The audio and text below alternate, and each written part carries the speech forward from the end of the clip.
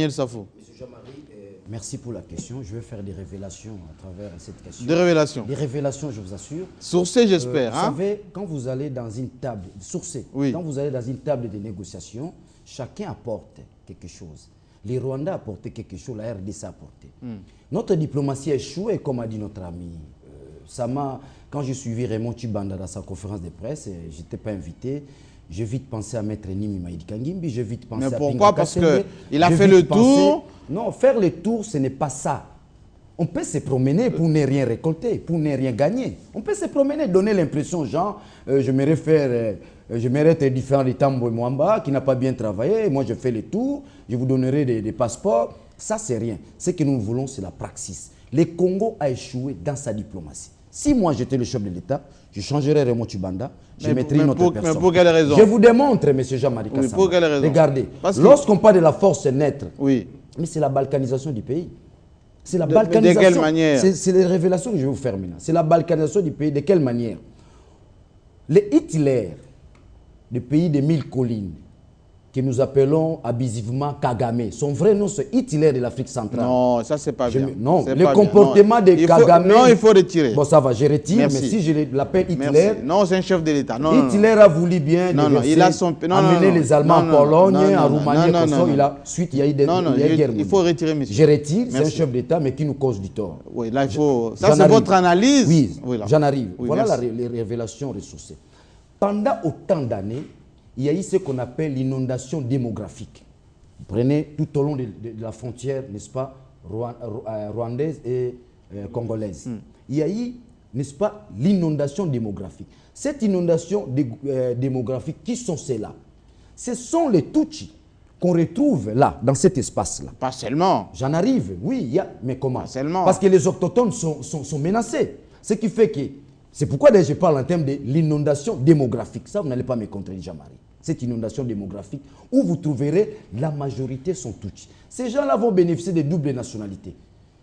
Ils vont devenir Congolais, ils vont devenir aussi Rwanda.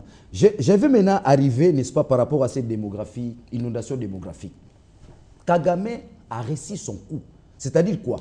La force neutre que nous sommes en train de souhaiter tous, cette force neutre, une fois cette force-là est là, nous avons au moins 20 000 FDLR civils, ex-combattants, n'est-ce pas, de l'armée rwandaise, qui sont regroupés, n'est-ce pas, dans FDLR, cantonnés, n'est-ce pas, au nord et au sud Kivu. Ils sont là. Une fois il y a la force neutre, ces gens-là ne vont pas regagner le Rwanda. Et vous verrez au lendemain, Rutshuru et consort, le drapeau rwandais va flotter. Je vous prends en témoin, nous allons revenir sur ces plateaux. C'est-à-dire quoi? La force neutre vient concrétiser, n'est-ce pas, l'intentionnalité et les soucis de Kagame. Les soucis de Kagame, c'est quoi? Parce qu'il en a déjà réussi, a priori, inonder démographiquement le long, n'est-ce pas, du nord-sud, le sud et le nord Kivu, c'est inondé.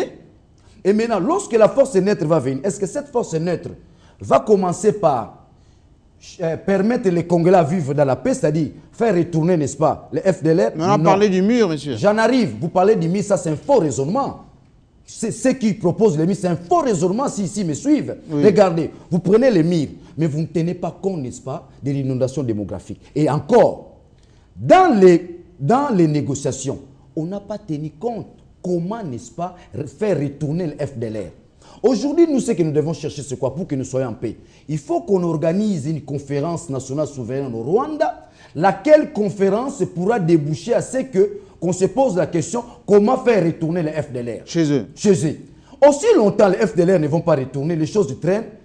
M. Jean-Marie Kassamba, pour ceux qui disent qu'il faut ériger un mur, c'est du faux raisonnement. Parce que les FDLR sont encore chez nous. Mais les FDLR là, après des années, quand il y a les forces neutres, la force neutre qui va venir là, cette force neutre ne va pas faire retourner rapidement les FDLR. Ils vont demeurer là pendant longtemps. Ils deviendront Congolais dans l'avenir. Donc, le pays est balkanisé par l'entremise, n'est-ce pas, de la force neutre. D'où la force. On ne doit pas accepter cela. D'où il faut se méfier. Et d'ailleurs, je vais... Qui a apporté cette proposition? C'était la proposition de qui? Je crois que c'est la proposition de Kagame. Ça a toujours été les Nations Unies. Ça a toujours été le souci de Kagame qu'il y ait une force neutre. Parce qu'une fois il y a une force neutre, les FDLR, les Tutsis, que lui-même, souvenez-vous, pendant la période électorale au Rwanda, il y a des Tutsis qui ont quitté le Rwanda, qui sont venus chez nous. Et jusque-là, ils sont là, ils demeurent. Et ces gens-là, ils vont partir quand? Or, les problèmes qui devraient être traités, là où Raymond Tchibanda devrait gagner, c'est-à-dire quoi? Réfléchir comment faire retourner les Rwandais qui sont ici. Comment? Parce que tout part de là.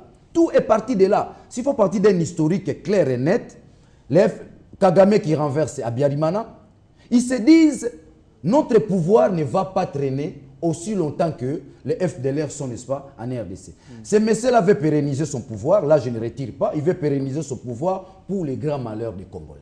Voilà les vrais problèmes. On verra. Alors, on va juste analyser avec Harold Badibanga. Est-ce qu'il fallait garder la situation en état, faire la guerre? Mike a dit que la diplomatie de Raymond Tchibanda fallait privilégier aussi les négociations. Et enfin, cette force neutre, est-ce que ce n'est pas un doublon de la MONUSCO qui est encore contesté dans ses résultats? Pardon, M. Jean-Marie, lui-même... Très rapidement. Lui-même, j'ai suivi Raymond Tchibanda. Lui-même a du mal, n'est-ce pas, à répondre à cette préoccupation. Quand le ministre lui-même dit, nous devons requalifier, voilà les termes qu'il a eu, nous devons requalifier la mission, n'est-ce pas, de la MONUSCO. Et il doute lui-même, en disant, là encore, on doit requalifier la mission. Mais là où j'attendais les ministres, c'est-à-dire que les ministres disent, là où nous sommes allés à Addis Abeba, nous nous sommes dit comment on peut faire retourner les FDLR. Parce qu'aussi longtemps les FDLR sont avec nous. On a compris. C'est très dangereux. On n'a pas parlé de cela. Or, la présence des FDLR... il faut évoluer, non? C'est la balkanisation. On a 3 minutes, même pas. 2 minutes. Badibanga, Harold, journaliste congolais de mon État, je n'ai jamais exclu la problématique du dialogue. C'est dans cette émission que j'ai toujours rappelé que le dialogue est un agent pacificateur des conflits interhumains.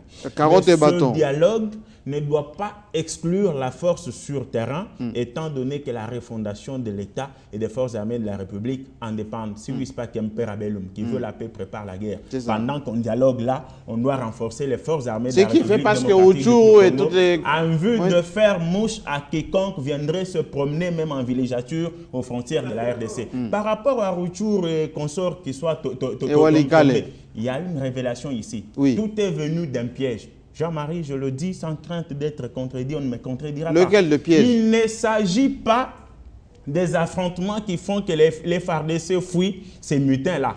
Nous avions été piégés au départ dans l'opération pilotée de l'extérieur par ceux qui pilotent la force neutre aujourd'hui.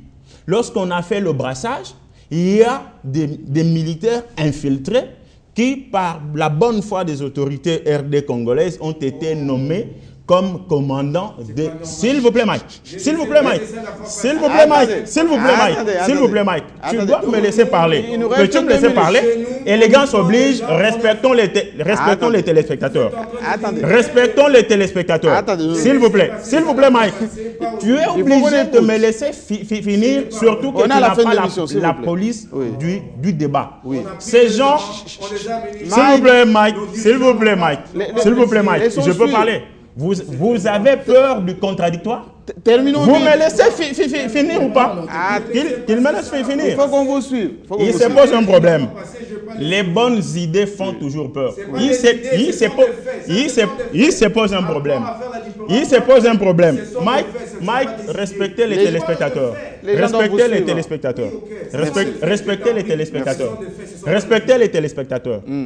Je dis ceci. Ces gens, lorsqu'ils sont là, il suffit de leur complicité là pour qu'ils lèvent de manière soudaine les drapeaux de ces mutins-là pour qu'on dise haut et fort, Walikale est tombé. C'est tombé par quel affrontement? Il n'y a pas eu d'affrontement, il y a un retournement. Mike est journaliste, il peut nous dire à quel instant y a-t-il eu des affrontements. Je n'ai pas fini, mais il ne me laisse pas parler. Qu'il termine et puis on va te laisser terminer. Il ne me laisse pas parler. Il se pose un problème. Revenons à la force neutre.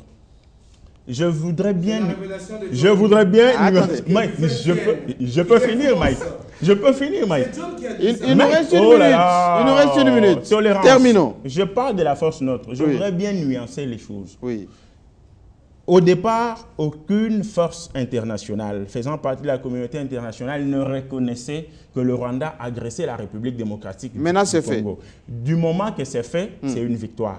Mais de la diplomatie. Mais là où la diplomatie a échoué, c'est que de la décision qui a été prise... Dans la déclaration d'Addis Abeba. Voilà. On donne implicitement raison au Rwanda qui a toujours dit que la crise à l'est de la République démocratique du Congo est une affaire congolo-congolaise. Voilà pourquoi il faut ériger le mur ou la force. Je réfute la thèse comme mon ami de ce mur-là. Nous ne sommes pas à l'époque contemporaine. Non, le mur de Berlin est tombé il y a très longtemps. Non.